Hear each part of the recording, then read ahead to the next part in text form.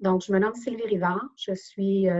une chargée de cours à l'École de service social dans la composante francophone. Cette année, j'ai le privilège d'enseigner un cours à la maîtrise, qui est le cours Analyse des pratiques directes en service social.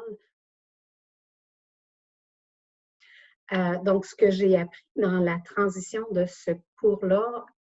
qui est campus à un cours en ligne, comment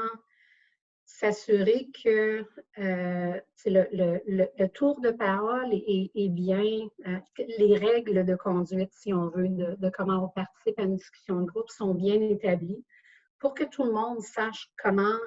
qu'est-ce qui facilite un espace le plus plaisant pour cet espace-là. Puis, ben, les problèmes de technologie sont aussi un bel apprentissage. Apprendre moi-même à naviguer cet espace-là, m'approprier un petit peu là, la technologie pour que je puisse faciliter le processus, parce qu'en bout de ligne, c'est moi qui est responsable de s'assurer que tout aille bien dans le cours. Cette année, on a dû amorcer un projet différent pour inscrire l'atelier de relations d'aide à l'intérieur des cohortes de chacune des sections du cours et mobiliser les chargés de cours qui sont des chargés de cours non pas membres du corps régulier de la faculté, mais qui sont des chargés de cours qui travaillent à temps plein, qui enseignent à temps partiel, pour les outiller, pour les encadrer et les soutenir dans ce nouveau format virtuel d'enseignement. Tous les chargés de cours ont eu un nouvel apprentissage à utiliser la plateforme Zoom. Donc, la technologie nous a permis de pouvoir quand même maintenir de manière intègre la pédagogie qui est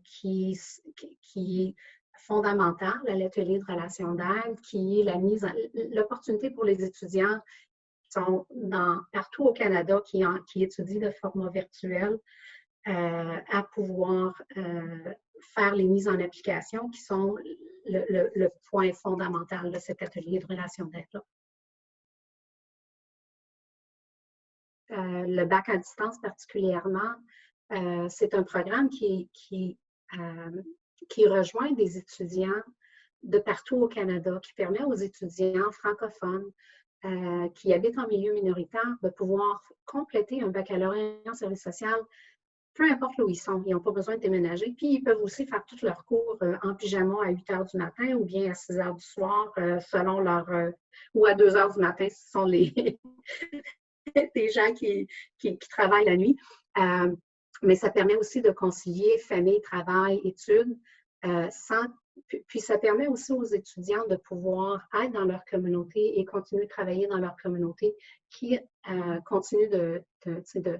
servir le mandat du bac en service social, qui est de former des étudiants qui vont être en mesure de travailler dans la francophonie minoritaire et d'offrir des services de santé et des services sociaux dans leur communauté. Donc, ce que je vois qui m'enthousiasme, c'est qu'on est forcé par la force des choses à